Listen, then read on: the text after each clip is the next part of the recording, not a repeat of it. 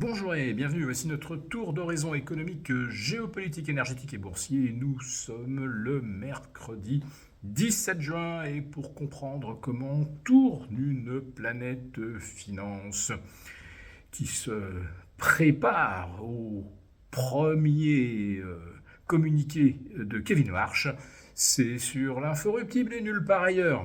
Et la chronique du jour, je l'intitulais la Chine succombe à son tour à la fièvre des IPO. Ouais, la Chine vient d'en faire l'annonce officielle.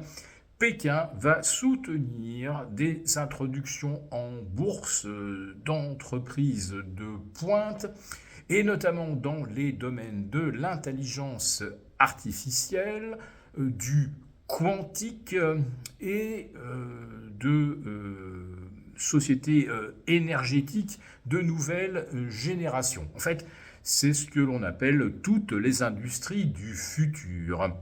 Des IPO donc avec le soutien du gouvernement, ça veut dire des lignes de crédit, ça veut dire des banquiers qui poussent l'achat de titres auprès de leur clientèle, et tout ça avec des budgets qui sont, oui, nos limites.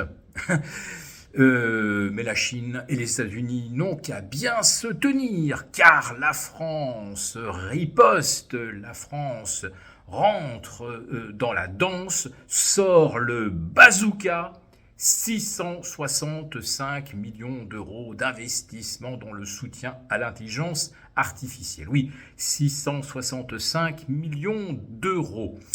Alors, incidemment, la fortune d'Elon Musk s'est amplifiée de 1200 milliards de dollars depuis vendredi, avec le cours de SpaceX passé de 135 à 215 aujourd'hui, 225 hier. Oui, 1200 milliards que Elon Musk pourrait très bien décider d'investir dans de nouveaux modules de développement d'intelligence artificielle, la construction de cités sur la Lune, afin que nous puissions y aller en week-end, et puis bien sûr les projets martiens.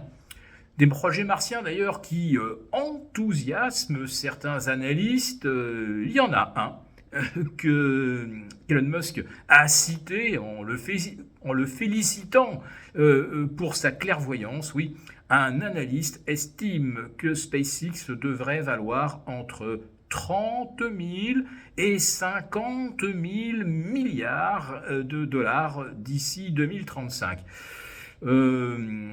Imaginons que on choisisse plutôt le bas de la fourchette, aller autour de 35 000 milliards. Bon, ce sera juste l'équivalent du PIB américain. Voilà, il n'y a aucune exagération dans les prévisions de cet analyste. Tout le monde est donc prié de s'enthousiasmer et d'être bien convaincu qu'à 225 dollars, c'est pas cher. Ça devrait valoir 2500 dollars pièce si effectivement on envisage une valorisation de 35 000 milliards. Bon, l'Europe, elle est complètement larguée et sa riposte face aux investissements titanesques des États-Unis et de la Chine, eh bien, c'est de taxer les géants américains, les 7 fantastiques. Il n'y a pas un problème de suprématie industrielle ou de déficit qui ne puisse se résoudre par une nouvelle taxe. L'Europe est véritablement championne de la régulation et de la ponction sur la richesse créée hors de nos frontières. Alors, hors de nos frontières, aujourd'hui, il se passe quand même des choses un petit peu inquiétantes. Les bombardements ont repris sur le Liban. Et Trump, au lieu aujourd'hui de s'en prendre à cette initiative susceptible de faire capoter les accords qui devraient être signés vendredi, eh bien, avertit que les bombardements américains pourraient reprendre. Ce serait quand même assez malencontreux, puisque les bateaux recommencent à circuler à travers le détroit d'Ormuz. Alors on ne sait pas s'ils ont payé ou pas une taxe écologique ou une taxe pour assurer une plus grande sécurité de la navigation. Bon, voilà, les pétroliers recommencent à circuler et Patrick Pouyanné, notre patron de Total Energy, confirme que oui, le pétrole va recommencer à circuler et irriguer l'économie mondiale. Mais attendez quand même, il émet un petit avertissement, 3 fois rien, juste pour signaler que la reprise normale du trafic dans le détroit d'Ormuz, c'est pas avant 6 mois.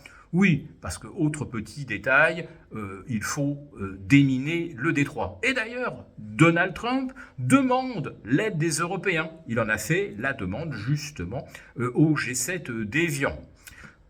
On ne sait pas trop ce qu'il annoncera ce soir lors du gala de Versailles.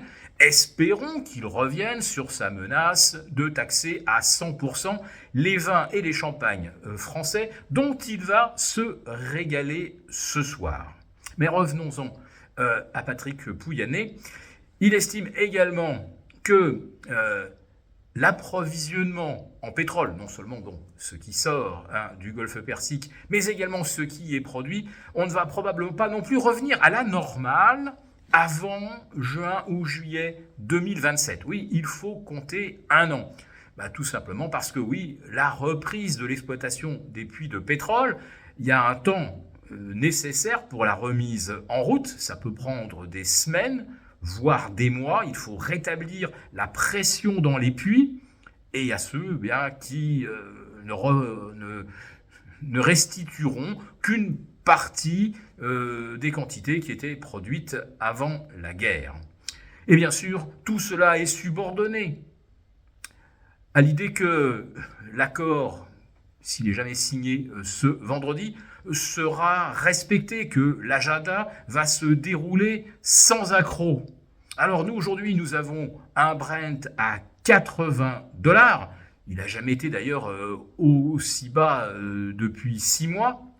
Et ça se matérialise sur un fond de capitulation des spéculateurs qui avaient évidemment des positions longues en se disant que les choses pourraient à tout moment à nouveau déraper. Et non, ça y est, il n'y a plus véritablement de crainte d'une reprise de la guerre à grande échelle.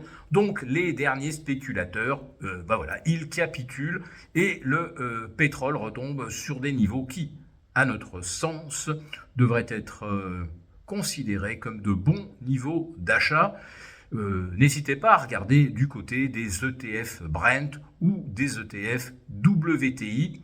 La découverte du vrai prix du pétrole, pas le pétrole papier, mais le pétrole physique, va forcément se produire au cours de l'été.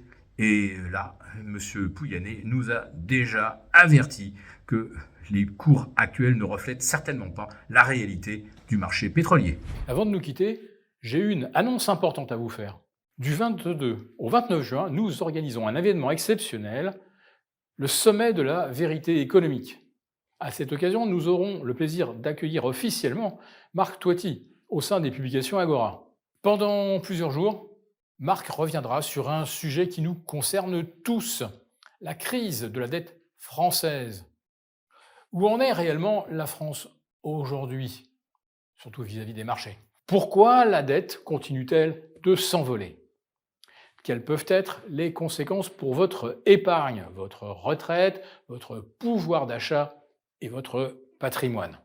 Autant de questions auxquelles il répondra sans détour. Mais surtout, Marc Toiti ne se contentera pas de dresser un constat. Il partagera également des solutions concrètes pour protéger votre épargne et mieux préparer votre patrimoine face aux défis économiques qui se profilent. Et surtout, le gouvernement ne nous fera pas de cadeaux en tant que contribuables. Si vous souhaitez comprendre ce qui se joue réellement aujourd'hui et découvrir les stratégies à mettre en place pour défendre vos intérêts, je vous invite à nous rejoindre. L'inscription est entièrement gratuite. Pour réserver votre place au sommet de la vérité économique, cliquez simplement sur le lien qui se trouve dans la description de cette vidéo. Marc Toiti et les publications Agora vous donnent rendez-vous du 22 au 29 juin. D'ici là, prenez soin de vous et de votre épargne.